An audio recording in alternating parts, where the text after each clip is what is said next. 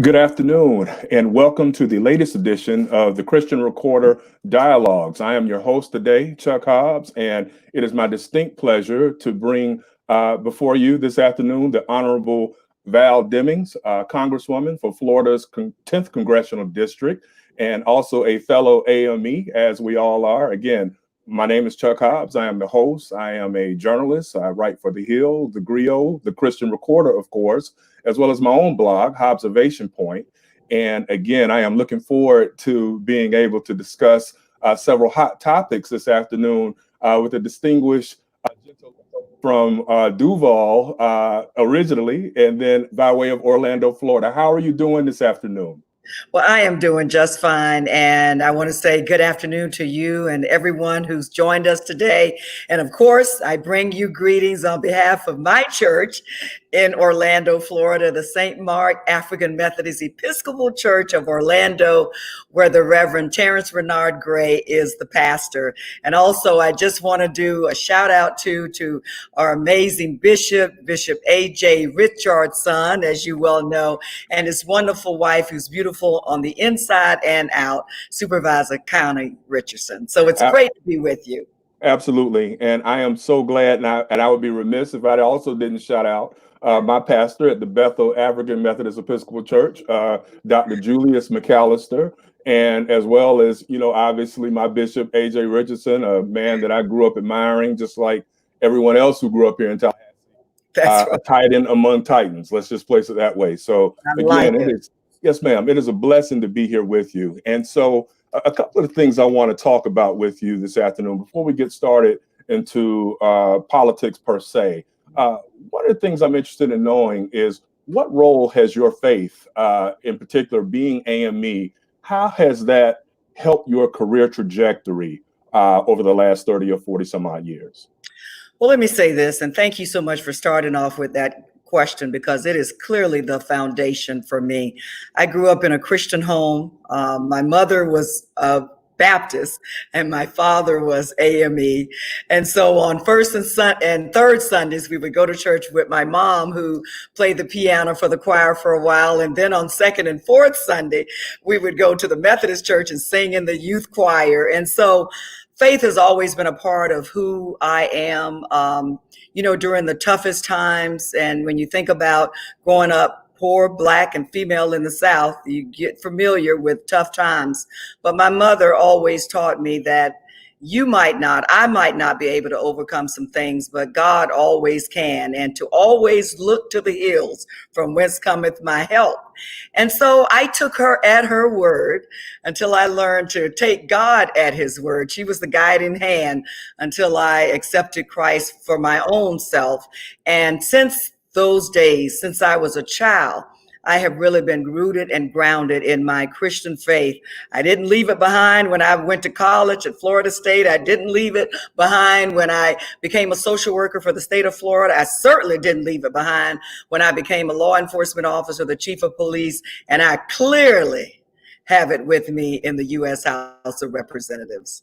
Amen to that. And, and with that, one of the things that you face clearly on a day-to-day basis is, this year has been any that I can think of during the course of the last 48 years. And I think that one of the issues, and we're going to talk about several topics today, the coronavirus, the federal government's response to it, obviously the election year that we're in. But I want to start off with the issue of social justice that we're dealing with so prevalently right now. In particular, I know that you have a background in law enforcement, and I also know that as a Black woman and as a mother, that you're very aware of the deaths of Ahmaud Arbery, Breonna Taylor, George Floyd, Rayshard Brooks. It seems like almost every week, just as soon as we get an opportunity to bury one, we're creating a new hashtag because someone else has died due to an encounter with law enforcement. So I'd like to start off today talking a little bit about, number one, what made you decide to go into law enforcement when you were coming out of Florida State back in the day?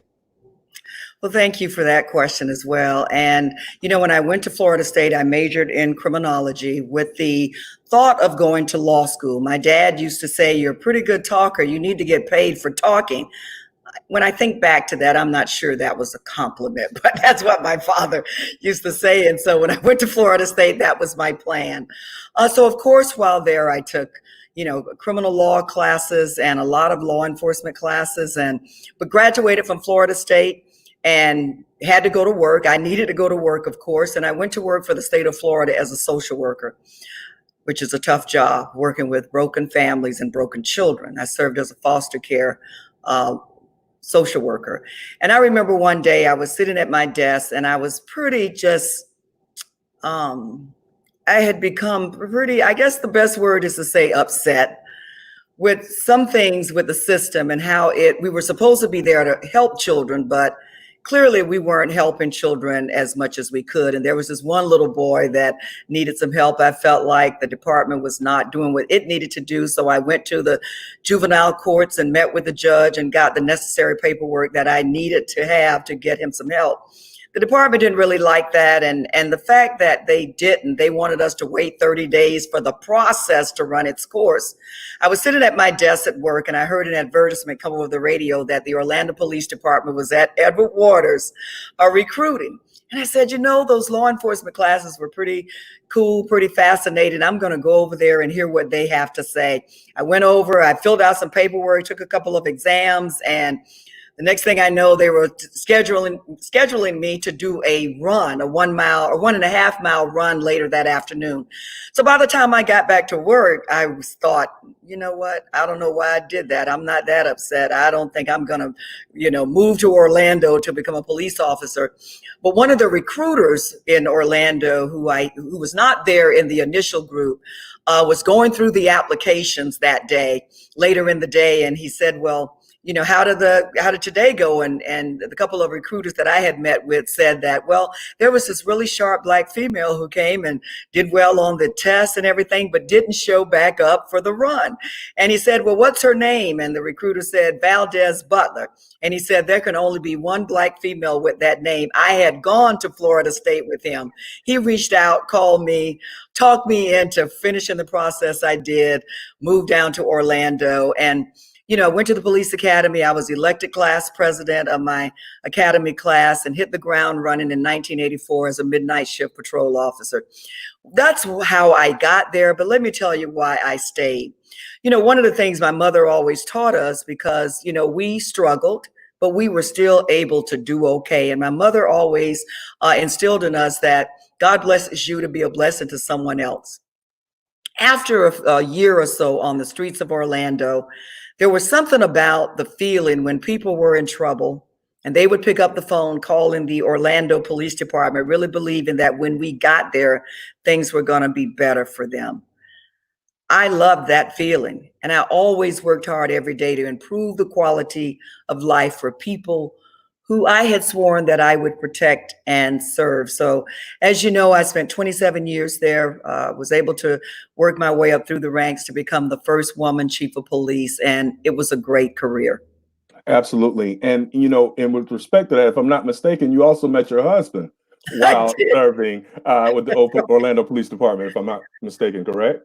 That's absolutely correct. He was a detective when I came on the police department, and we had a mutual case. I had responded as a patrol officer to a case, and usually the officer goes out and takes the initial report. And then if it's a more serious case, then it goes up to a detective. Well, that particular day, it was a little girl who some teenagers were riding on the sidewalk in a go-kart, and they hit her and broke her leg, which is considered a pretty serious injury. So instead of passing the case on to the detective, I decided to do the follow-up myself. So, of course, that was on a Saturday. That Monday morning, the case was assigned to Jerry. And when he looked at the case and the seriousness of it, he questioned why the detectives hadn't been called out that day. And so his sergeant went to my sergeant, and I remember saying, oh, he has a problem with the case that I did. And so I said, I'm going up there to talk to him, which I did, right? And so I went up and I had my hands on my hip and I said, look, detective, maybe you have forgotten what it's like to do real police work on the street up here in the ivory tower. But some of us have to work on weekends and holidays. And I was just shaking my head and walked away. He never said a word. He just looked at me like, he never said a word, like, who is this big mouth rookie cop coming up here telling me what to do? But to tell you the truth, I think that's when he fell in love with me, right? And I'm quite sure. that was our first meeting. And, we had an opportunity to interact some more, had the same circle of friends, and the rest is history. Started dating and was married in 1988, have 3 sons, and I thank God for how he has blessed my family. Amen for that. And Congresswoman Demings, one of the things that's interesting is that you having that background in sociology and social work, as well as in law enforcement, that is a perfect segue into one of the things that we have noticed over the last 6 to 8 weeks is the reemergence of the concept #DefundthePolice. Mm-hmm. And I know that means different things. Some constituents really mean defund the police, like eliminate departments nationwide immediately. Others tend to shift more toward reforming law enforcement departments. What does that hashtag, slogan, or concept mean to you?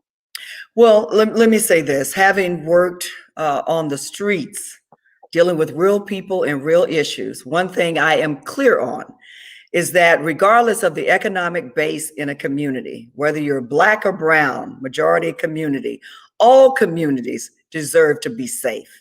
And so our job is to make sure no matter how much money you have or the color of your skin, and when I say our job as law enforcement, because that's what we're talking about, is to make sure that all communities are safe. In Black communities, when we receive calls about gang members or drug activity or, home invasions and all of that, who do you think were making those phone calls? There were Black people who wanted to live in peace just like anybody else, or, as we say, on the other side of the track. So that's our first primary responsibility. But I want to use a quote from to help answer your question, because I think it just paints the right picture as we're having this discussion. Let me say this.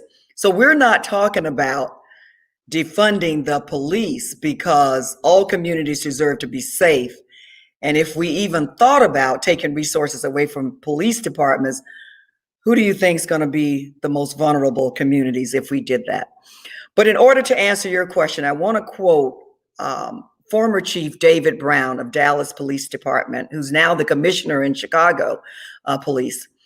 But when he was in Dallas, he had 5 officers who were executed. Those officers weren't doing anything wrong. They were just ambushed and killed. But Chief David Brown said this. He said, every time society fails, we call the police. We say, give it to the police. Not enough mental health counseling available? Call the police, they'll handle it. Not enough drug treatment resources? Call the police, let them take care of it. In Orlando, Orange County, we say that the Orange County Jail is the biggest mental health facility and drug treatment facility in the region. That's ridiculous. Chief Brown went on to say, school fails? Just give it to the police. They'll take care of it. I ask you, when did we start calling the police when a middle schooler won't give up her phone in the classroom or will not sit down in her seat? And so while we continue with the police to do everything within our power to hire the brightest and the best and make sure they're properly trained and hire people who have the ability to police with their mind and their hearts where they wear their badge, we also need to be serious and get serious about addressing the social ills that cause decay in communities in the first place. And that's exactly what Chief Brown was saying. And that's exactly what I believe we need to start doing. We can do both. It is amazing what we can do in this country when we have the political will, whether you're elected or not, to move forward. And I just believe because of the senseless death of George Floyd. And, throughout this country, we've always had these tipping points, right? Well, I believe that his death was a tipping point. And I believe we will get there if we continue to focus on this very critical and important issue.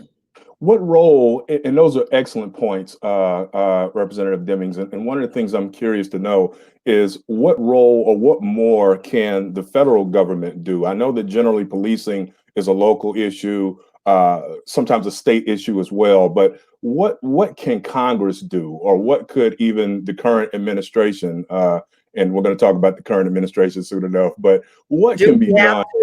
Do we have to go there? Let's be What- talking about police misconduct and the church. Right. We'll try to keep it We need to go there. Believe me. Absolutely. But what can Congress do to help deal with what I'm hearing from you with regards to social programming, as well as, I guess, a training aspect for officers? Because one of the things I want to suggest to you is, as Black people in particular, we all have dealt with the situations whereby no matter what your job is, either as a congresswoman, lawyer, doctor, teacher, we've all had those situations where you're nervous when the lights get behind you. And more often than not these days, we're seeing instances where it isn't necessarily violent felons or fugitives that are being shot by law enforcement. We're seeing John and Jane Q, Black citizen, and not just Blacks. I mean, there are other races too that are being killed. What can Congress do to help address the issue that there are armed people who should be going home, who are not going home over a busted tail light, improper lane change, selling loose cigarettes and things like that? And I appreciate that as well. And let me say this, I go back to spending 27 years there. I served in every rank, worked in just about every division within the police department. And what I want to say before I get into the answer of your question is that, and I think we all know that because we've all talked about it, that we know the overwhelming majority of law enforcement officers are good, decent people who know how to police with their head and their hearts. But look at the damage that those who are not can do. And let me be clear on this, that police officers should be held to a higher standard. They should be the ones who represent all that is good and decent within society. Just like I said, when the police show up, things should get better and not worse. And I've certainly seen it in my own agency where things didn't get better. And we've certainly seen it around the nation. Our primary, law enforcement's primary responsibility is to protect and serve. Whether the person's the victim, the witness, or the suspect, everybody deserves to be treated with dignity and respect. I come before you today as the sister of 4 brothers and the mother of 3 sons. And so everybody deserves to be treated with dignity and respect. But when we think about the 18,000 law enforcement agencies throughout the country, some agencies have 10 people, some less than 10. Some agencies have 36,000 people. So whether you're from a small town or a big city, the federal government can come up with standards that will help, some national standards that will help further, and I'll make up a word, professionalize the profession, if you will. In terms of those standards, who are we training? We need to make sure we're training the brightest and the best to do the job. We need to make sure we're training people who have the right cognitive ability to be able to make split-second decisions. Sometimes we need to look at the mind of the people that we're hiring. Maybe they don't have those skills. Then we need to also look at diversity. Police departments should reflect the diversity in the communities in which they serve. Number 3, training. We know how critical training is. We train today, we win tomorrow. And that we is the police and the community. Because remember, sometimes we talk about them like they're 2 separate things. The police and the community are one. The police is as much a part of the community as your local churches and synagogues and grocery stores and schools. And so we have to look at them as one. Training. We have to make sure we give our officers as many tools as possible to win. And when they win, the community wins. And so that means, as you look at their force continuum, we start off on the force continuum with just simply talking to people, the gift of gab, the ability to communicate, the ability to diffuse a situation. And that's what we mean when we talk about de-escalation training. So let's make sure that we're giving officers proper amount of de-escalation training, whether they're a 10-person agency or a 36,000-person agency, because we know how critical that particular tool is. Another thing we want to look at is to make sure that we're looking at who's training new police recruits. I was absolutely shocked to learn that the officer Chavin in Minneapolis was a training officer, because let us remember, police departments send officers out with their state statutes, their rules and regulations and policies and procedures, but it's those training officers who really set the unofficial standard for what's acceptable on the street, for what acceptable street behavior is. And so we need to really look and make sure that not only are we hiring the brightest and the best, but we're also selecting the brightest and the best to train the next generation of law enforcement officers, chiefs, and sheriffs. Also, we're looking at a national database, so we will not have officers who have engaged in misconduct or been fired from one agency or resigned pending termination, leave that agency and go and be hired at another agency, like we saw with Tamir Rice. The other thing that we also need to deal with is something that's called an officer bill of right. Look, everybody, regardless of their profession in this country, has a right to due process. However, when we look at individual law enforcement agencies and the question comes up, well, you know, if that had been me, I would have been treated differently, or why didn't they arrest the officer immediately, or why didn't they interview the officer immediately? The Officer Bill of Rights, which it's codified in state statutes, and sometimes it varies from state to state, really determine how officers are disciplined. It determines how, even when agencies can investigate officers, when they can question officers, when they can even deal with officers after police misconduct. And so while we still have a long way to go, I am really pleased and encouraged by the George Floyd Justice in Policing Act, which, you know, passed in the House a couple of weeks ago. It is sitting over into the Senate. The Justice in Policing Act, named after George Floyd, really gives Congress, and I think those agencies, the teeth, if you will, to really have the law behind them in holding officers accountable and addressing police misconduct. The legislation that was proposed by the Senate was more of a, oh, please don't. And it would be nice if you did this, but you know how it is, where there's really no real requirement within their law other than there was agreement on the national database. And so while we do have a long way to go, I am encouraged by what I'm seeing. I'm also encouraged by, as I talked earlier about, we're at a tipping point. You know, we say that this particular time is different. And I believe that because we're seeing some things we've never seen before. When we think about protests in all 50 states, which clearly to me demonstrates that America sees this not just as a Black issue, but sees it as an American issue. Demonstrations in all 50 states. And look, I thank God and pray for the safety of the demonstrators, those who have said enough is enough. And I believe that when we come together in a unified way with the full weight of the federal government behind us and codify some things in legislation that also gives chiefs and sheriffs more authority to hold officers accountable in a different way, it protects everybody. So I am excited about the legislation that has been put forward. Yes, ma'am. And we thank you for that. And Representative Demings, I'd like to segue into another topic here, which is, like we talked about at the top of the hour, the coronavirus this past year. I think that when we all ate our collard greens and our black eyes and got ready for the new year back in January, none of us could have foreseen where this thing was going to go with regards to COVID-19. And so with that, one of the things that has been most alarming to me, as well as many of us, is the fact that Black people in particular are disproportionately impacted by the rates and also with regards to the deaths.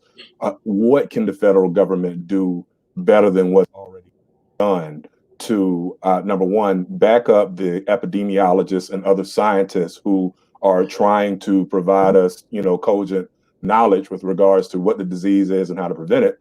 And then number two, how do we get people to go ahead and practice social distancing, use the mask? It seems as if that's become so hyper politicized here in the last 2 months, and yet now you have people, some of the same people who are arguing about, I'm never going to wear a mask, I'm an American, it's our liberty. Now they're upset because football is getting canceled, and they're like, well, what's going on? What can we do? Chuck, look, there is so much with COVID-19. I hardly know where to begin. But I'll start with saying something that Jim Clyburn, the Majority Whip, says when we talk about how African American communities, Black and Brown communities, are disproportionately impacted by things like COVID-19. He says that when America catches the cold, Black people catch the flu or pneumonia. And wow, aren't we seeing that with COVID-19? But let me tell you something, how you start matters. And when COVID-19, we think about 2020, boy, we've seen some things we've never seen before already. We're only halfway through. That requires us to do some things we have never done before. The President of the United States and governors, and really all elected officials, primary responsibility is the health, safety, and well-being of the people that they represent. And I'm talking about all people that they represent. If you remember, when we should have been calling meetings with our healthcare professionals, our doctors, the brightest and the best, our scientists, our researchers, when we should have been calling them together to have a proactive response to COVID-19, the president was at the microphone talking about COVID-19 was just a Democratic hoax. There were only 15 cases and soon it will be down to 0. He went from that to, well, maybe if we just inject ourselves with bleach or Lysol, that it would disappear. And then he went from that to just basically walking away and saying, okay, governors, y'all have at it. And what we are missing more than anything is a unified, strategic, national response to get the virus under control. A unified, strategic, national response that's scientifically based. Instead of the president doing that, or instead of the president providing leadership on the world stage, which is expected of the United States of America, he, in the middle of a pandemic, pulls out of the World Health Organization. Now, I'm not saying that WHO is perfect, but I am saying that if you want to make it better, the answer is not to pull out of it or talk about pulling out of it at the beginning of a pandemic. So the president has left governors to scramble for themselves. Well, that might be okay if you have a governor that understands their primary responsibility. In Florida, our home state, we've seen 31,000 new cases of COVID-19 in the last 72 hours. Yeah. And we are fighting over, now clearly the CDC guidelines say, look, everybody has a role to play, just wear a mask. Shelter in place if you can. We know that many Black and Brown people work jobs. They're a part of the essential workers. They can't shelter in place, but the CDC guidelines say shelter in place when you can. And if you can't do that, then please wear a mask. Practice social, or I like to say physical distancing, because we are social beings. And I know that a lot of people who are, as we go through this rough period, live by themselves. And I want to make sure we're still reaching out and talking to them and being social with them, but practice the physical distancing and follow the guidelines. So as you've already said, the president has made wearing of masks a political issue. And it just makes no sense, but I do believe it shows how desperate this president is. When in 2017, the year that 45 was sworn in, one of the first things he did was to disband the pandemic response team. So that's not being proactive. That's because we need that team right now. Also, he cut funding to the Office of Minority Health. And so when we think about how COVID-19 is adversely impacting Black and Brown communities, the Office of Minority Health was charged with doing specific research that looked at how certain diseases impact certain communities. But this president has done nothing to be proactive. His response is no response. Our governor is following the president's lead, and our president is going nowhere. So I thank God, though, for the local mayors and other leaders. I know our church, and let me say this, our church has been so wonderful in terms of finding a way. We will find a way to still worship and praise. And so we've been worshiping virtually, and look, it's working. We're doing what we need to do to combat this virus. But I thank God for local leaders and others who have taken responsibility in their own hands to give guidelines as they can in the absence of leadership coming out of Tallahassee or coming out of the president, the White House. Absolutely. And Representative Demings, to that end, one of the things that I have been most concerned about with Governor DeSantis here in Tallahassee is that he seems to be completely tone deaf with regards to going back to school next month. He seems to just want to die on that hill, no pun intended, with regards to needs to be open, send these kids back. And what always frustrates me with that is for those of us who have family members, spouses, husbands who are in the educational system or have children who are in the system, that's almost potentially sentencing them to death, right? Whereby most of these politicians like DeSantis, their kids either not school age, or if they are school age, they're not going to public school or they are being privately tutored. So what are your thoughts on reopening here in about 2 or 3 weeks? Well, you just took the words out of my mouth when you said, they're pushing for kids to go back to school. And look, I get it, right? We want our kids to be in a structured learning environment. We get it. We want them to get back to school as soon as possible. But remember, I said our primary responsibility is the health, safety, and well-being of the people we represent. That starts with the most vulnerable population, our children. And so you're absolutely correct. As they push to get schools open, their children will not be going. Donald Trump's children won't be going into the public school system. Betsy DeVos, who I don't know if she knows anything at all about public education, family members certainly will not be going into the public school system, and neither will our governor. And so it has clearly been, I've seen, since I've been in Congress, I've been really disappointed at the level of partisanship in the political games. But this really takes it to a all-time high. Look, we get that we want to open back up. We want the economy to do well, because there again, when we go through situations like this, our small businesses are the ones that are impacted the most.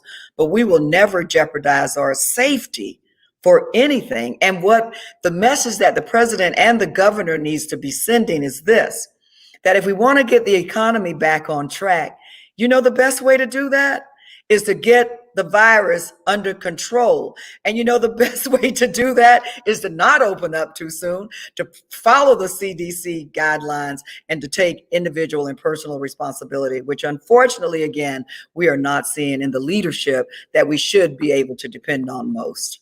Understood. And Representative Demings, now, it's my understanding that you're a proud member of Delta Sigma, if I'm not mistaken, correct? Is that correct? All right. I see you throwing up that pyramid. With that in mind, no pun intended, but the elephant in the room is you are being prominently mentioned as a potential running mate to Democratic presumptive nominee Joe Biden in 2020. What are your thoughts about that? Wow. I have to think about growing up in a rural part of Jacksonville called Mandarin. My mother cleaned houses for a living. She was a maid, and my father was a janitor, but he also did a lot of other odd jobs to make ends meet for our family, whatever he could do.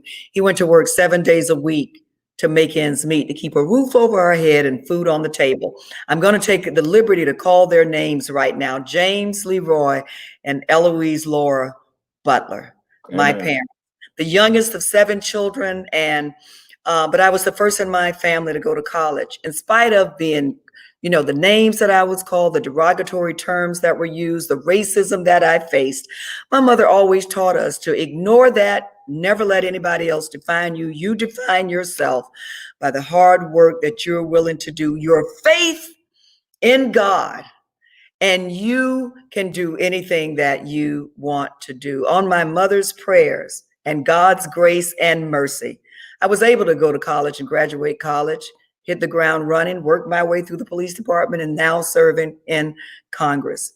I'm honored to have my name called for such a critical position during such a critical time, and also have my name called among some of the sharpest, most talented women I think that this country has to offer. And so, it's not a day that I don't pray about it. And I want to be where God needs me to be for a time such as this.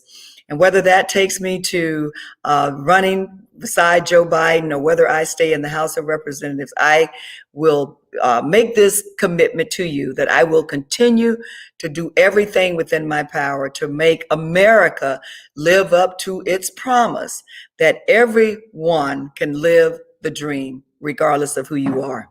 I appreciate that. And with that, I ask you to dream with me for a few more minutes while we have you.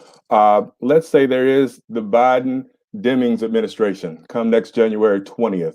In what ways would a Biden-Demings administration differ from a second Trump-Pence administration with regard to all of the issues, or even others that we haven't touched upon yet? The economic, trying to keep economic growth going, and let's call it what it is. Economic growth that started under the Obama-Biden administration. But that's right. In what ways would you two be able to distinguish from what it is we have been dealing with now for long years? We only have a few minutes, right? I mean, yeah. I need in what way would we differ? I'm going to say in every way. Starting off, number one, what amazes me is when people want to be in powerful positions where the position requires that they represent all people, but they have no intentions on representing all people.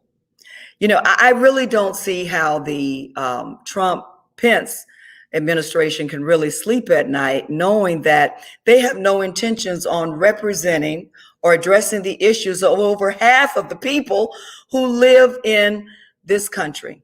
And so starting off, we're in the middle of a public health pandemic that is certainly negatively impacting Black and brown people. Responding to COVID-19, responding to the health, safety, and well-being of the American people would be our number one concern. Let's get this virus under control. And Vice President Biden has already said that one of his first duties would be to pick up the phone and call Dr. Fauci and say, I know that Dr. Fauci, that you've served several presidents. I need you to serve one more.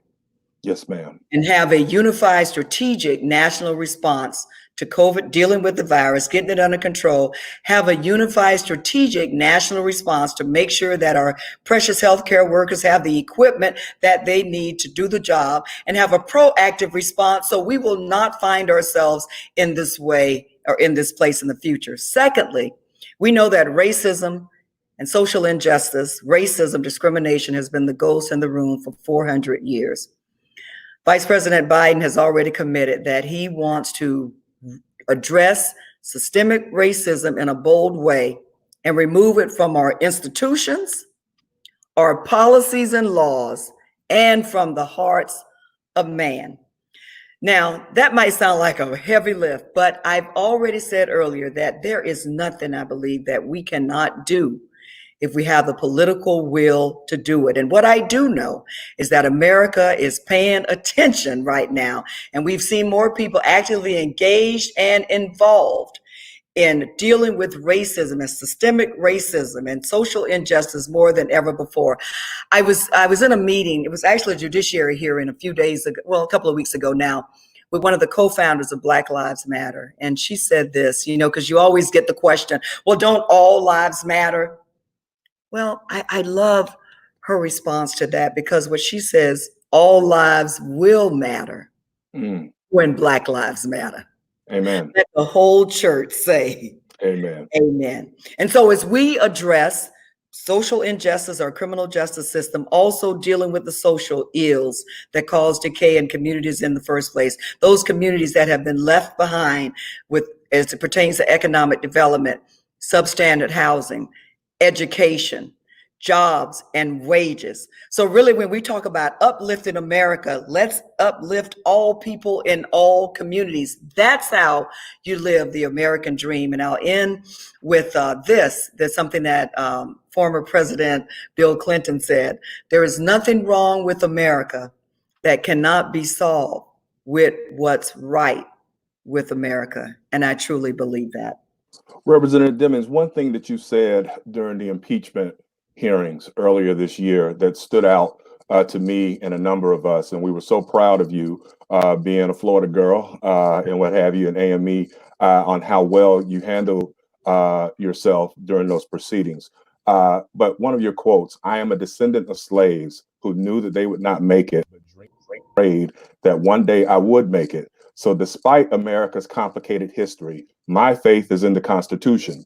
I've enforced the laws, and now I write the laws. Nobody is above the law."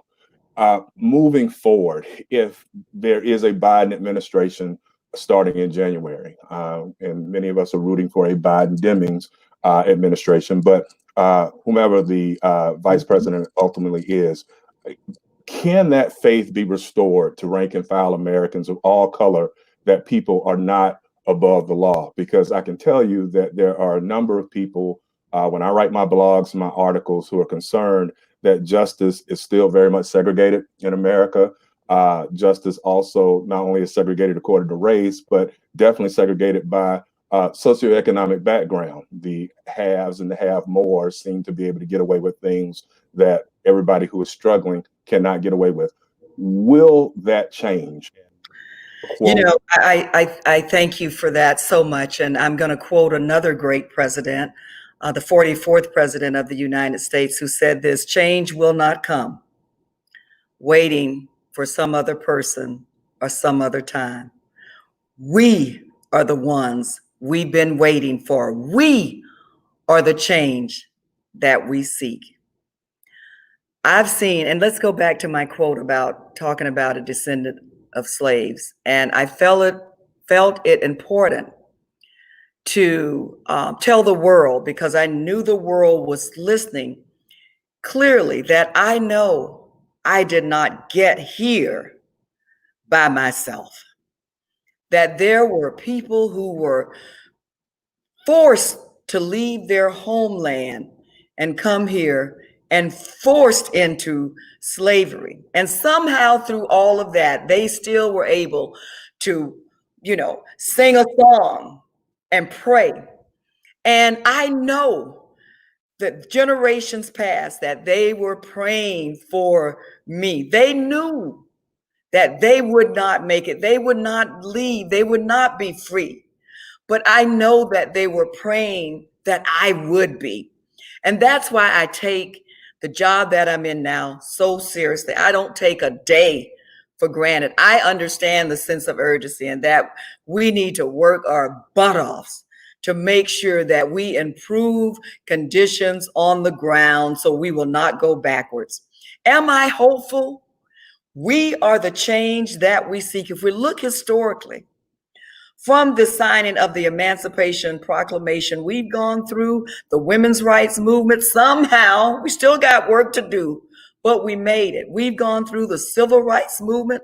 Dr. King was 26 years old when he first got involved in that. Somehow, we still got a lot of work to do, but we made it through. We've gone through the voting rights movement, and we've watched the U.S. Supreme Court try to gut it.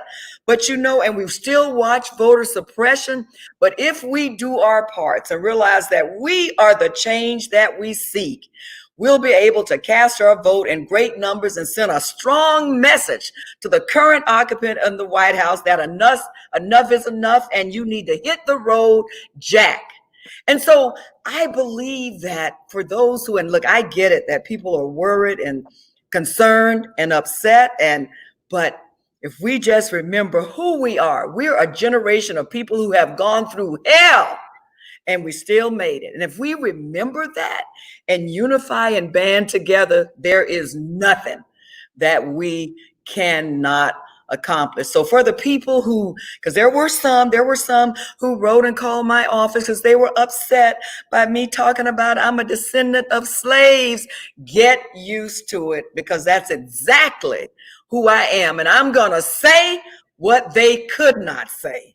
I love it. Unapologetically Black. And with that, and unbossed. Amen. Representative Demings, this has been a phenomenal 45 minutes. It has gone by very quickly, but again, we hope to have you back on. Please at invite some point me back. in time. Yes, when ma'am. I can't get on anybody's show, surely my church will invite me back. We have your back. I promise you we do. And I want to tell you on behalf of AME publisher Roderick Beelan, as well as the Christian Recorder editor John Thomas, we are so grateful for you taking a few moments to talk to our listeners. And again, we wish you Godspeed and the best moving forward through the rest of this year. Thank you so much. You've been a great host. Please invite me back. Keep me in your prayers, and I will keep you in my prayers as well. Thank you. Thank you so very kindly. God bless. Same to you. Bye-bye.